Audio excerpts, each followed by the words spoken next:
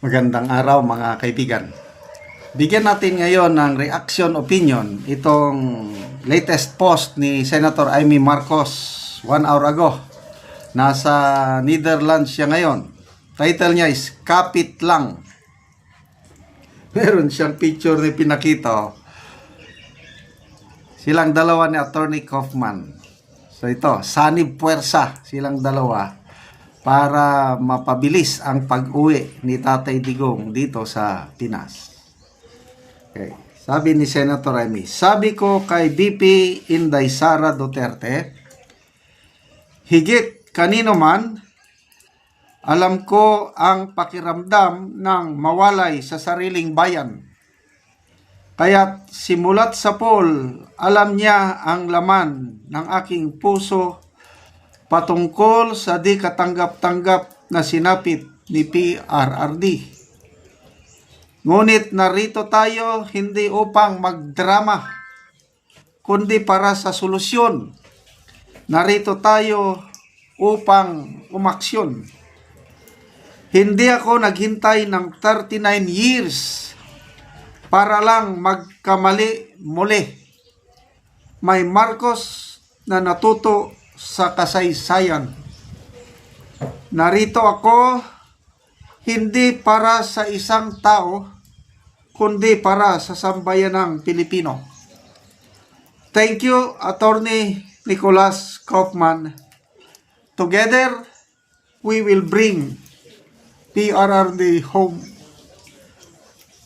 I can feel the sincerity, yung taos puso na malasakit ni Senator Amy na pauwiin ang ating Tatay Digong. Isa siyang tunay na Marcos. Hindi katulad ng isa dyan.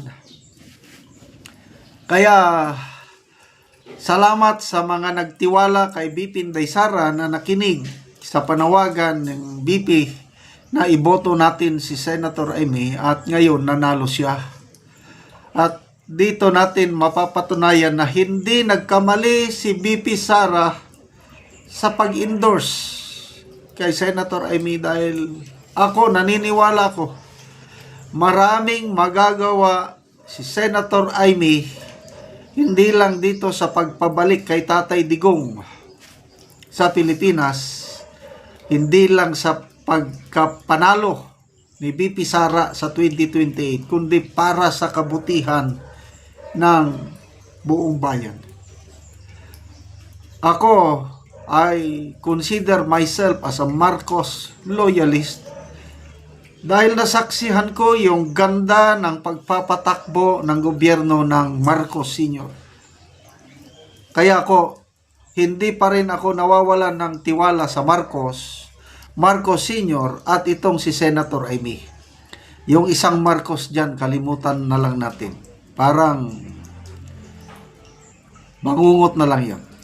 At may pag-asa pa tayo. Okay, so dito tayo kay Attorney Kaufman. May nabasa akong post, sinasabi niya na it's a big possibility na makakauwi as soon as possible si PRRD. May pag-asa at naniniwala ko sa kanya. It takes huge diplomatic effort. Ako, naniniwala ako dyan na yung sinasabi na hanggang habang buhay na daw siyang makulong dyan at dyan na siya bawi. No way. Makakawi ang ating Tatay Digong. Dahil ang jurisdiction ng ICC wala na talaga. Napakagaling ang kanyang mga lawyers at yon. Ang issue ngayon is jurisdiction. Nag-file na ng petition ba yan or whatever na kinu-question yung jurisdiction at didesisyonan ng 3 huwes. At yung dalawa sa 3 huwes na yon, sana i-approve ng ICC na palitan.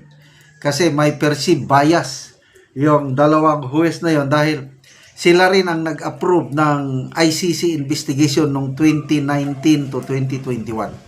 Eh, nandyan pa rin sila. Kaya tama lang yung ginawa ni Attorney Kaufman na i-question yung credibility ng dalawang huwes at pinag-aaralan ngayon ng ICC President or ICC as a body.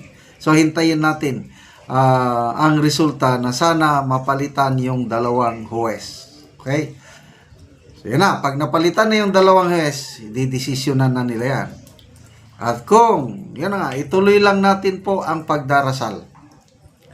Nothing is impossible with God through prayers.